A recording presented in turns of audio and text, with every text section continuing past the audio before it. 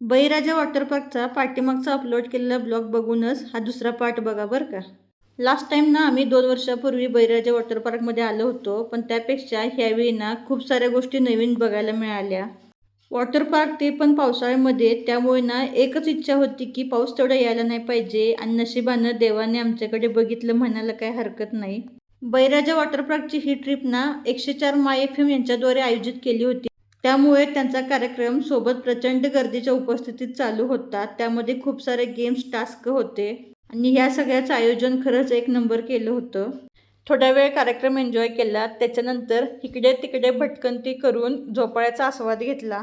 जेवणासाठी रांगेत उभा राहून पोटभर जेवण केलं. त्याच्यानंतर कपडे चेंज करून आम्ही गेलो वॉटर पार्कमध्ये खऱ्या अर्थाने एन्जॉय करायला.